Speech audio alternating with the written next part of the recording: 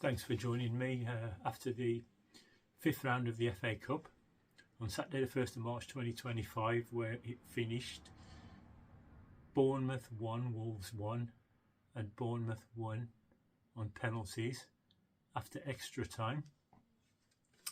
And the story of the day is going to be, from the Wolves' perspective, Matheus Cunha. From Bournemouth's perspective, they're going to be talking about how they're through to the quarterfinals and just one game away from Wembley and a semi-final. But for us, it's what might have been, because during the penalties, we were one penalty away after Sam Johnston's save from getting through, and the man who was acting captain at the time on the pitch, Doherty, he rolled his penalty wide. But having said that, during the penalty shootout, I'd never single out to criticise players, because you've got to be brave to stand up to take one in the first place.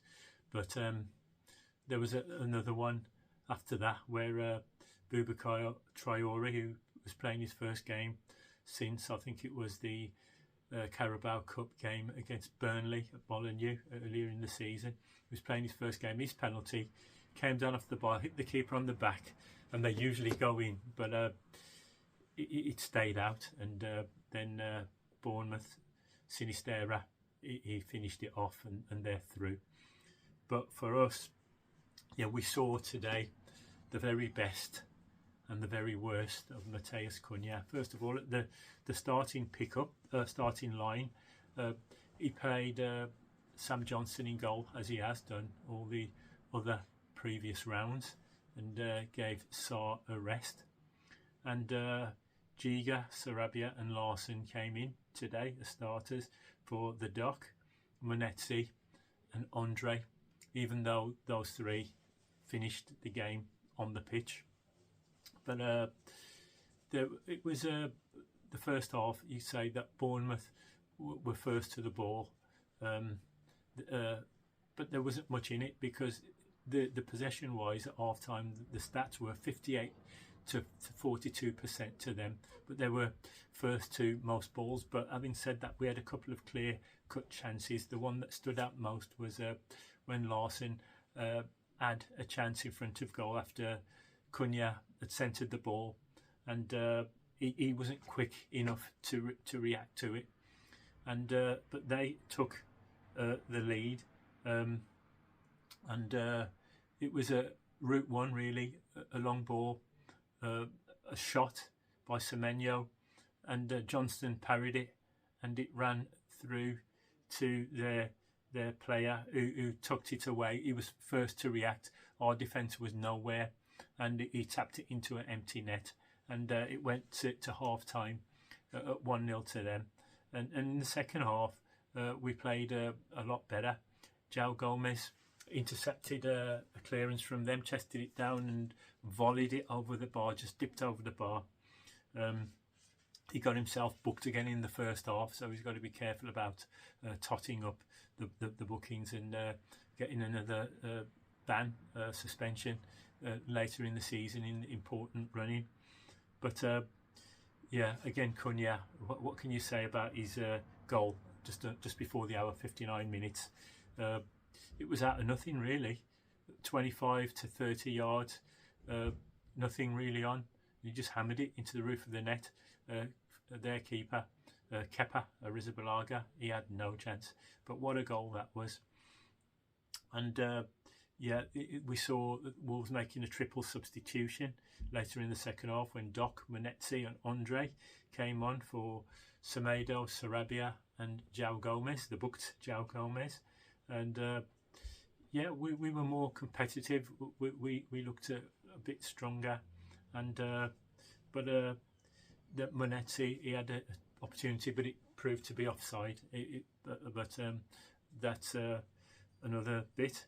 Traore, so Bournemouth Traore, he came on after 85 minutes for Giga. What would you say about Giga? He probably looked a bit better, less jittery than he did on his debut against Fulham, or when he came on last week.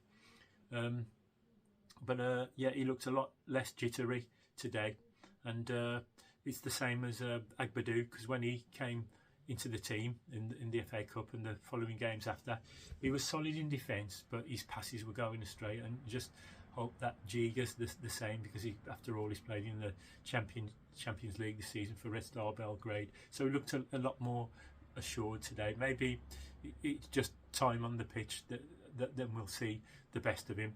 But it went into extra time.